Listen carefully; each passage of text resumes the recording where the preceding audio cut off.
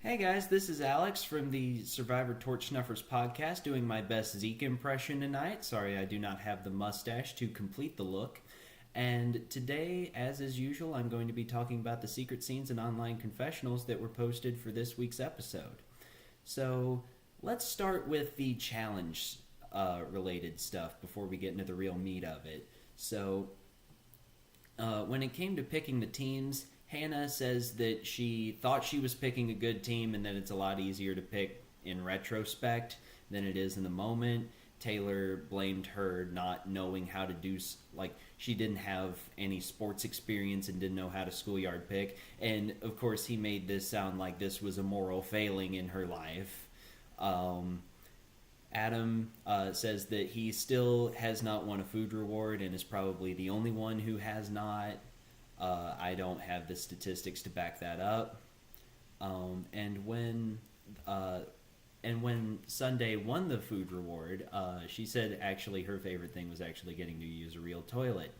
And you don't really think about that watching from home, but that is really a good perk of getting to go to a spa. It's getting to sit down on a real life can. When it came to the immunity challenge, Ken said that he thought about like his dad being stranded out in the ocean for 4 days after his ship capsized before being rescued, and that thought and the rest of his family and all that kind of stuff gave him strength to complete the challenge.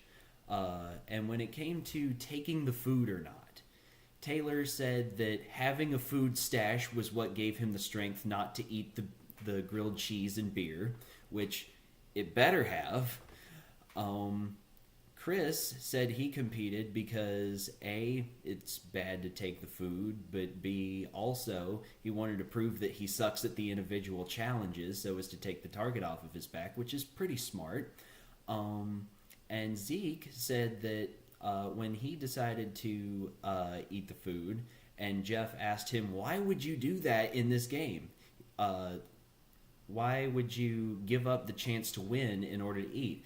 And Zeke's response, which, I don't know how much the other people on the island believed it, but it's a clever response anyway, is that's a false equivalency. I have no chance of beating these people, so why not just eat? I would have sat out the reward challenge. I would have sat out the immunity challenge and eaten anyway, even if I did feel like my neck was on the line. And, you know, it's an all right answer. Jay, for his part, had an interesting insight that the last three people up there were himself, Taylor, and Ken, and all three of them board in their spare time. Jay skimboards, Taylor snowboards, Ken's an old school surfer, so I guess the skill set carries over fairly well.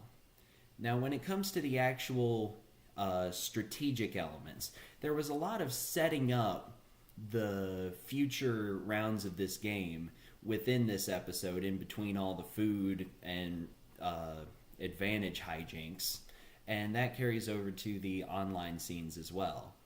Speaking of the food hijinks, the secret scene was just Taylor getting tree mail and then like, oh, we're going to have an immunity challenge. I got to get some of my stash. It would have been the same scene that we'd seen like twice already in the episode. So didn't miss much there in the edit.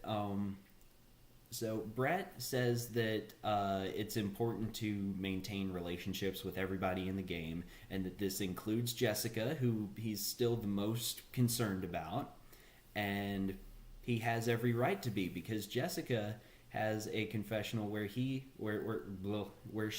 says that Brett, Chris, and Sunday are the tightest three in the game, and that they are ones to watch out for because like they seem intent on going to the end with each other, and that's dangerous because that would be bad for both Brett and Sunday, because Chris would easily win in that final three, yet they're not considering flipping.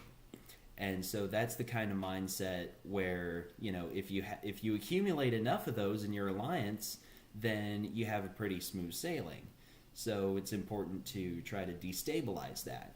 Jessica also talks about the the danger of losing respect with the jury by bringing goats, which I think is pretty false, or at least it's a bad idea to be worried about that, because the entire point of bringing goats is that, well, I hate you because I brought a goat, but I hate the other two people more. It's about limiting their options so they really have no choice but to vote for you. If you bring the strong to the end and risk them beating you, then that's that you don't get extra brownie points for that. You just lose money.